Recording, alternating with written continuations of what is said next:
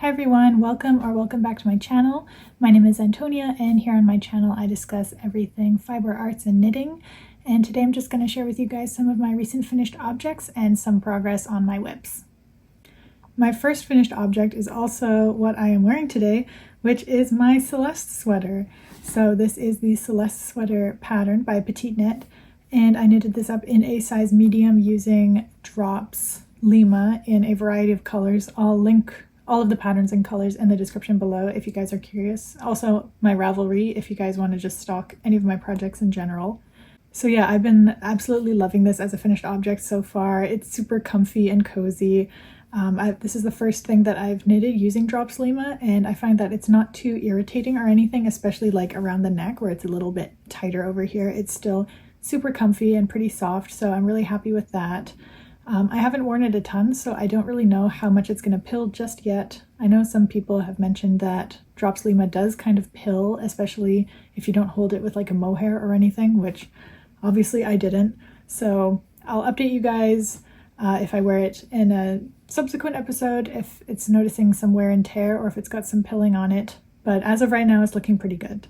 And I'm really happy that I sized up for this one just to knit the medium, because I wanted kind of an oversized fit or a little bit more positive ease than was mentioned in the pattern.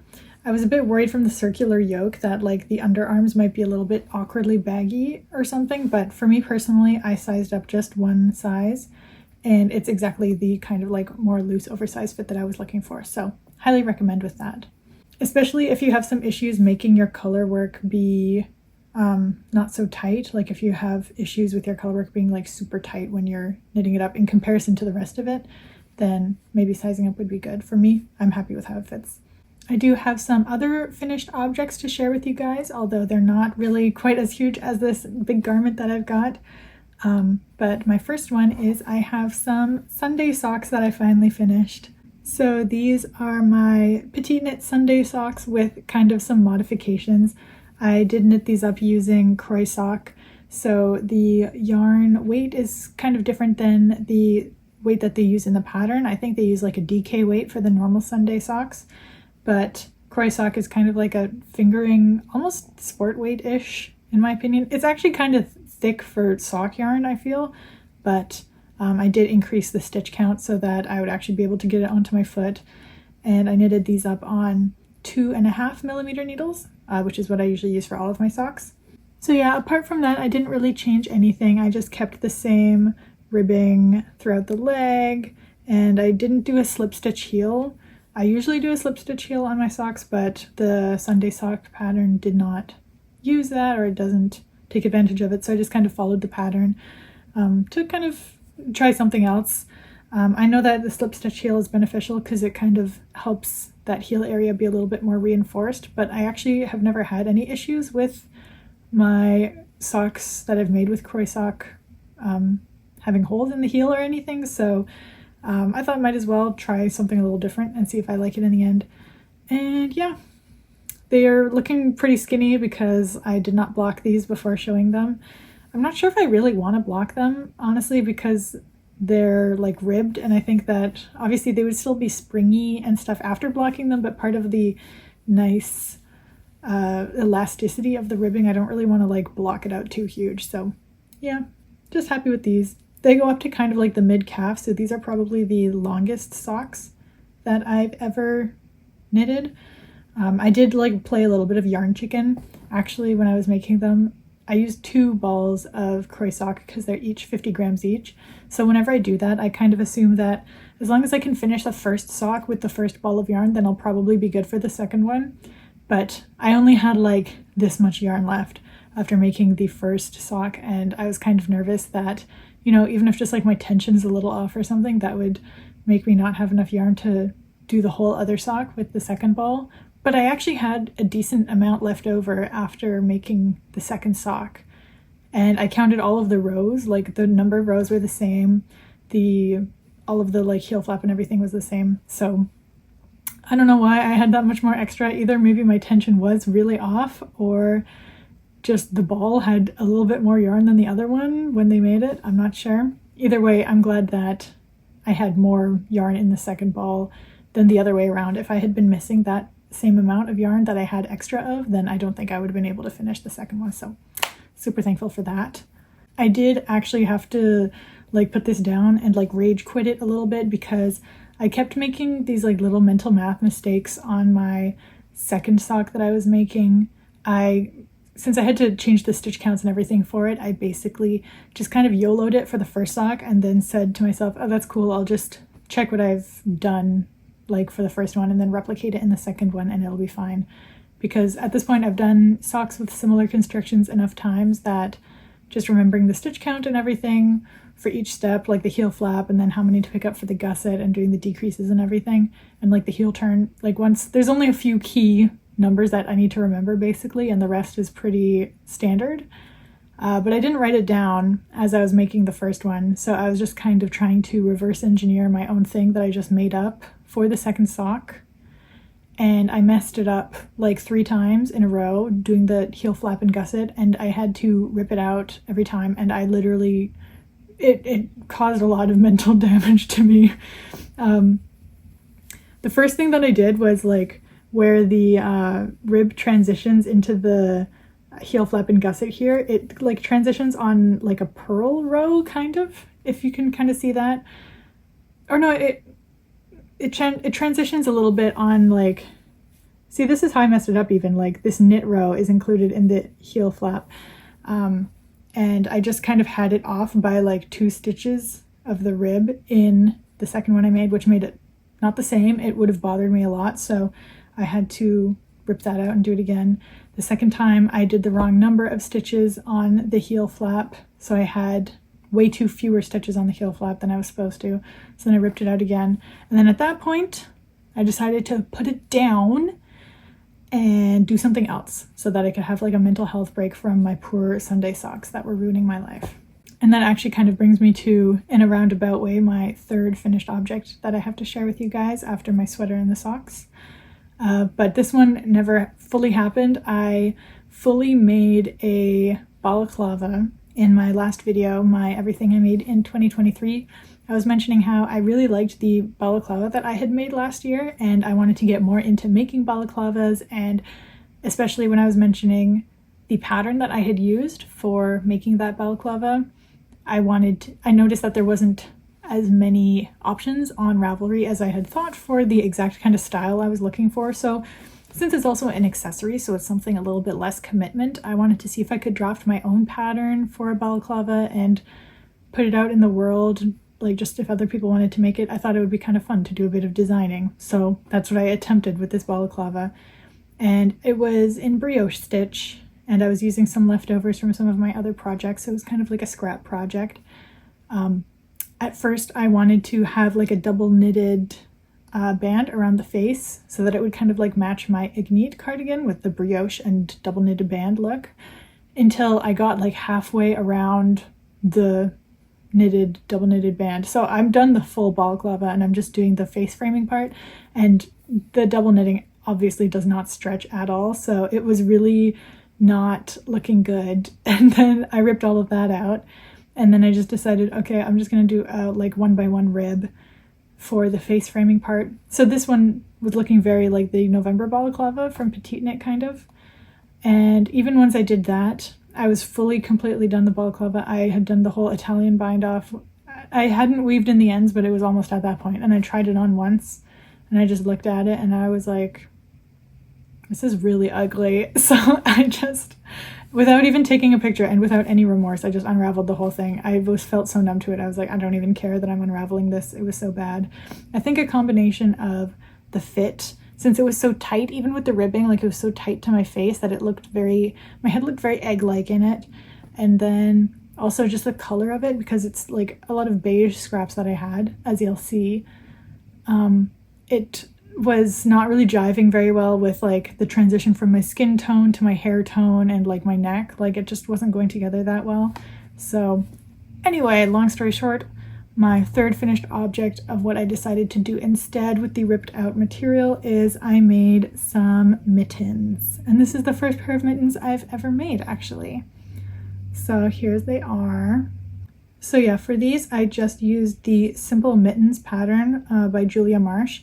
and it just has a few different sizes of it that you can make, and for like child slash like small and large adult sizes. And this is kind of what they looked like in the end. I think they're cute. The yarn that I did end up using for this was 1 strand of Drops Flora from my sweater number 15 that I made, 1 strand of Tynn Pure Gynt, and 1 strand of Tynn Silk Mohair, also from Sandnes Garn.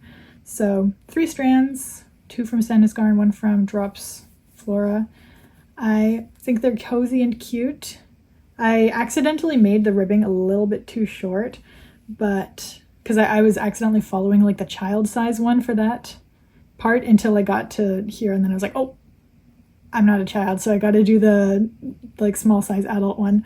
But I actually kind of like that it's shorter, because my watch is always there and it kind of would buckle up weirdly if it was too long for that part. So yeah, here's how they look. And this is the first pair of mittens that I've ever made. It was really simple, honestly. From the time that I ripped out the balaclava until being finished the mittens, it was like less than 24 hours, I think. Like, these were really quick to make, really cozy, really cute. So yeah, it's a shame for me now because it's like 15 degrees out where I live again, so not really any point for me to wear these. Could have really used them like 2 weeks ago, but at least for now, they're cute. And I think that the beige marbling kind of effect from the different wools looks a lot more flattering, like as a mitten versus like next to my like skin and hair, I think. I don't know. But yeah, these are really cute, and it gave me some satisfaction after taking some L's on my other projects. So that's all that I have for finished objects since my last episode. I do have a couple of whips that I've been working on though. My first one are the Seduction Socks, which is a lace sock pattern. It's free on Ravelry, and it's just got this nice lace detail throughout, and then a slip stitch heel flap and gusset, which obviously is the part that I'm at right now. It doesn't really have too much of a cuff. It's got a little bit of a cuff, but it's still kind of in pattern, if that makes any sense. So yeah, this is how they're looking. 2.5mm circular needles, magic looping them as always. And I'm knitting this in the Cascade Heritage sock yarn in the color, this one is in the color 5648. And I think the color is called like Strawberry Milkshake, or maybe just Strawberry Milk or something like that. And I just think that's so cute. So I wanted to make like a dainty pair of like lacy pink socks with it, because I thought that would just be really adorable. So I've been liking it so far. So far, working with the Cascade sock versus the Kroy sock that I've been using for all my other socks is how finer this yarn is actually than the Kroy sock. And I kind of figured that Kroy sock was a little thick anyway, because the vanilla socks that I had made out of Kroy sock, when I compare them to my friend's vanilla socks that she's made with the same pattern, I'm like, wow, yours feels like dainty, thin, fine sock fabric, and mine is still kind of like thick socks. Like, they keep you really warm. So I didn't really realize how thick Kroy sock yarn actually was until my first time knitting socks with something that's not Kroy sock, which is this. And I still think it looks really nice. Since it's a little bit thinner, there's a little bit of gaps between some of the stitches. That is something I've never encountered before making socks, but it feels really soft. So this is a superwash sock yarn, which technically the Kroy sock isn't, although I've had advice from people to just put them in the wash anyway, so I guess it's still like machine washable, but it just feels a lot softer and not as woolly as the Kroy sock. So I'm interested in how these are going to look when I'm done, and I'm already almost halfway done my first one, so these will probably be done relatively soon, and I think they're super cute. So yeah. My next work in progress doesn't really look like much yet, but this is the vacation vest, and this is just the back of the vest, and then you're gonna I think pick up some stitches and then do the front and then join it in the round later, maybe. I'm not really sure, but this rectangle is going to be the back of the vest, basically. I'm just knitting this in a cotton yarn and on some 5mm needles right now.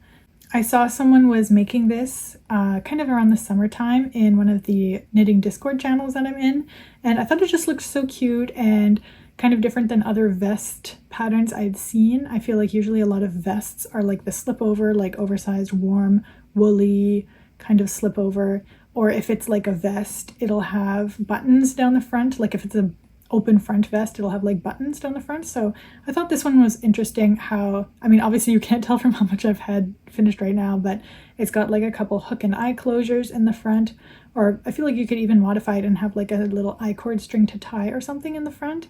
So it's kind of like a more summery thing. And I just thought it was really cute when I saw someone else make it, that I put it on my list of stuff I wanted to make. And it's not really summer knit, cotton, plant-based fiber knit season yet, but I kind of wanted to get started on something else and didn't know what else I wanted to do. Another reason why I started this is because I kind of raided my mom's yarn stash for this. So I'm knitting this out of this Hellar's Garn Mayflower. It's just a white 100% cotton. My mom has a ton of yarn and stash. She's got quite an impressive stash going from like 30 years back even. But I know that she really doesn't like knitting with cotton anyway, so this cotton is decently soft and not very like dishclothy, and it's white, which I did want to make my vacation vest in white anyway. It's the sample color that they have as well, so I thought that's perfect. Literally, I already have exactly the amount of yarn I need to make for it in the exact weight of yarn and color that I wanted, so it seemed like a really good coincidence. And I get to use some stash from literally decades ago, I think. Hey, Editing Antonia here. Just wanted to say that I actually asked my mom if I could use this yarn, and she said no because it's part of a 30-year-old monkey sweater whip that she has going.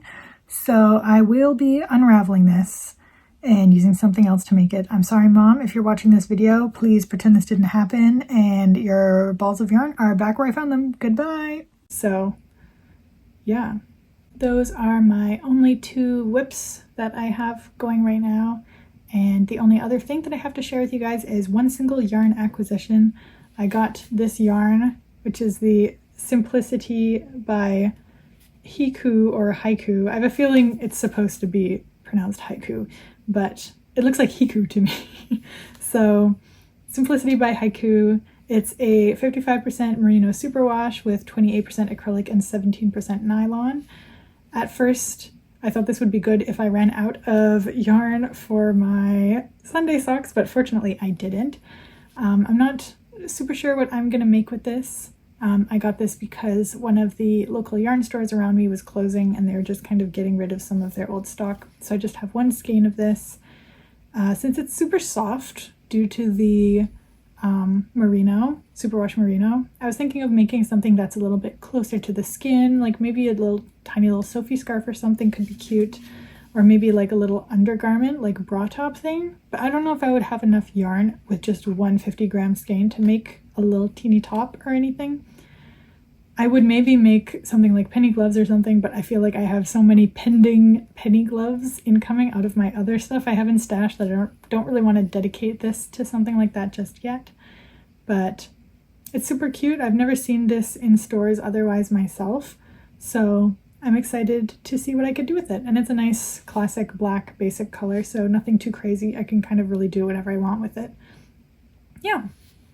That's pretty much all that I have to share with you guys today. As usual, all of my patterns that I've used and all of the information about the yarns are going to be in the description below. And also I've got my Ravelry there, as well as a crafting/knitting Instagram that I've made that I've linked. Not really sure exactly how often I'm going to be posting on there, but I thought it was kind of fun to kind of post progress pictures or some of my recent finished objects. So I've got that there as well. Yeah, that's pretty much it. So shorter episode this time. Thank you guys for watching, and I'll catch you in the next one. Bye bye.